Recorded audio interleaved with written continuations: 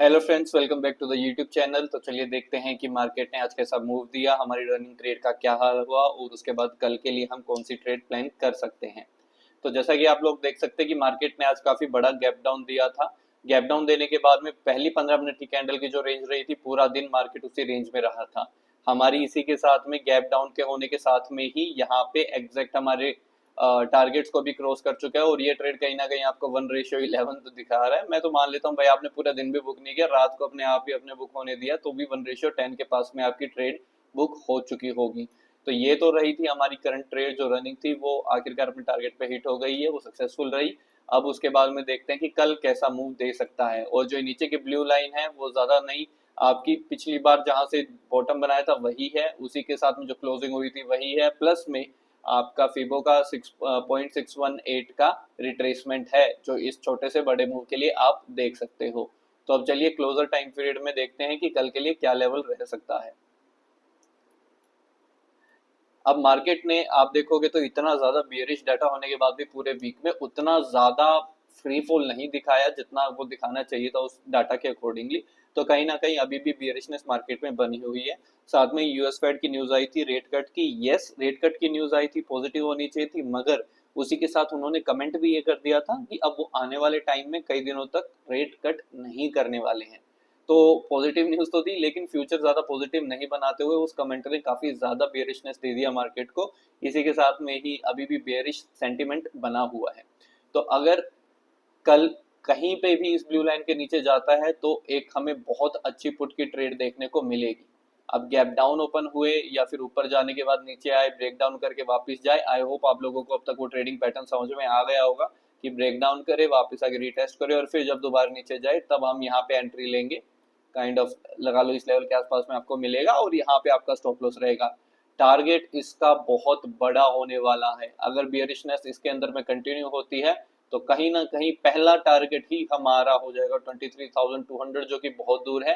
Second target जो होगा हमारा, वो मैं फिबोनाची लेवल के साथ में ही मार्क कर देता हूँ, वो होगा 23,040 के पास में।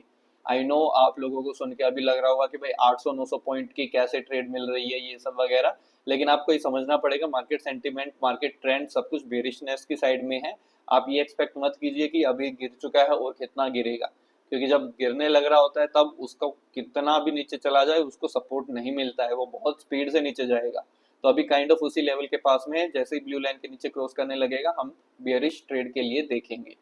और अगर मेरे को देखना होगा बुलिश के लिए तो बहुत छोटी ट्रेड बनेगी। जैसे ही मार्केट 24,000 के नीचे, अब की बार तो इन्होंने क्लोजिंग दी है 24,004 के ऊपर में जाकर क्लोजिंग देगा हमें, तब हम रेड लाइन के लिए बहुत छोटी ही ट्रेड मिलेगी हमें, स्कैल्पिंग के लिए ही सही।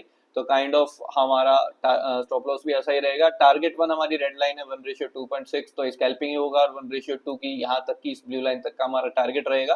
तो 1:2 बहुत आपको लगा लो स्ट्रगल करके आपको मिलेगा। लेकिन अगर कल सेंसेक्स की एक्सपायरी भी है, सेंसेक्स का ऊपर अगर ये जाने लगा यहाँ पर तो आप लोगों को हाफ क्वांटिटी में ही ट्रेड कीजिए, क्योंकि शॉर्ट कवरिंग आने के बहुत बड़े चांस है सेंसेक्स के अंदर में अगर ऊपर जाता है तो। और उसके अंदर हाफ क्वांटिटी भी आपको बहुत बड़ा प्रॉफिट कमा के दे सकती है। अगर आपकी साइड नहीं जाता है तो हाफ पोजीशन साइजिंग के अंदर में आपको लॉस बहुत छोटा देखने को मिलेगा। तो हमेशा ट्राई कीजिए आप लॉस कम से कम कीजिए, प्रॉफिट मार्केट आपको अपने आप देते हुए जाएगा। तो ये तो थे निफ्टी के लेवल्स। आई होप आप लोगों को ये लेवल समझ में आए होंगे और ये ट्रेड आपको आपने ली होगी तो बहुत अच्छा आपको प्रॉफिट देखने को मिल सकता है यहाँ पे। तो अब बात करते हैं बैंक निफ्टी की। बैंक निफ्टी ने भी काइंड ऑफ अब सेम सुबह की जो रेंज बनाई उसी के अंदर ही ट्रेड करता रहा पूरे टाइम पे। एक बार ब्रेकआउट देने की ट्राई करी लेकिन फिर वापस आ गया और फिर उसी रेंज के पास में ही घूमता रहा। अगर आप देखोगे तो जो ये ब्लू लेवल्स हैं हमारे एग्जैक्ट थे, इस लाइन का यहाँ पर हाई था और ये इसका लो था, तो हमारा टारगेट पूरा इन्होंने ओपनिंग में ही फुलफिल कर दिया था। तो ये ट्रेड भी 1:10 के आसपास में पूरी हो गई थी। उसके बाद जैसे कि हमने कल की वीडियो में डिस्कस करा था, जैसे ही यहाँ पे आएगा तो एक शार्प रिवर्सल हमको देखने को मिल सकता है, और मार्केट ने वो दिया आपको 274 से 673। बॉटम से हाई अगर आप मार्क करोगे तो आपको रफली 400 पॉइंट से ज्यादा का आपको यहाँ पर अब मिला है। अगर वो भी नहीं कीजिएगा किया होगा तो आपने यहाँ पे अगर लिया होगा तो ही ठीक है, अदरवाइज स्कैल्पिंग का ही बना होगा ऑप्शन, वरना पूरे दिन में बाकी कोई ट्रेड नहीं बची थी बैंक निफ्टी के अलावा।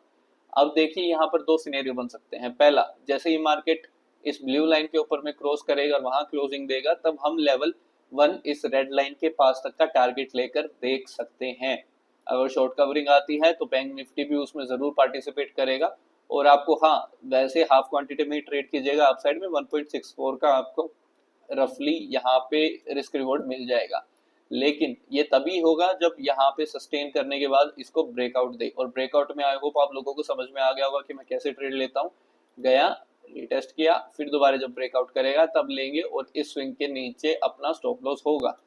अब ये डिपेंड करता है कि हो सकता है एक सांस में चला जाए, तो मैं बिल्कुल इंटरेस्टेड नहीं हूँ उस रनिंग ट्रेड में लेने के लिए। सेंसेक्स और निफ्टी के अंदर में हमें बहुत अच्छे अपॉर्चुनिटीज मिल सकते हैं, क्योंकि कल सेंसेक्स की एक्सपायरी का भी होगा सीन, तो बहुत आराम से आपको मिल जाएगा उसके अंदर में ट्रेड्स। डाउन साइड में जब तक इस रेंज के अंदर में ही है तब तक मैं बिल्कुल इंटरेस्टेड नहीं हूँ। डाउन साइड में इसको पहले नीचे यहाँ पे कहीं आना होगा, ये प्राइस एक्शन बनाना होगा, उसके बाद ही मैं इंटरेस्टेड होऊंगा बैंक निफ्टी के साथ, सॉरी निफ्टी के साथ में ही सेंसेक्स। दोनों भाई भाई हैं, बहुत अच्छे से चलते हैं साथ में। जैसा निफ्टी का प्राइस एक्शन रहता है वैसे ही सेंसेक्स का भी रहता है। तो वो दोनों जब पूरी तरीके से नेगेटिव में जा रहे होंगे तो उसी टाइम पे भी आपको बैंक निफ्टी के अंदर भी अगर सेम सपोर्टिंग प्राइस एक्शन मिलता है तो ट्रस्ट मी आपको बहुत बड़ा डाउन साइड का मूव देखने को मिल सकता है। तो आई होप आप लोगों को ये लेवल समझ में आए होंगे। अगर वीडियो अच्छी लग रही है, आपको ये ट्रेड्स में कोई हेल्प होने लग रही है, डायरेक्शन पकड़ने में हेल्प हो रही है, तो प्लीज चैनल को सब्सक्राइब और वीडियो को लाइक करना मत भूलें, और कमेंट सेक्शन में जरूर बताएं अगर आप लोग को ये सब इंटरेस्टिंग लग रहा है, हेल्पफुल लग रहा है। तो मिलते हैं अगली वीडियो में, तब तक के लिए बाय बाय।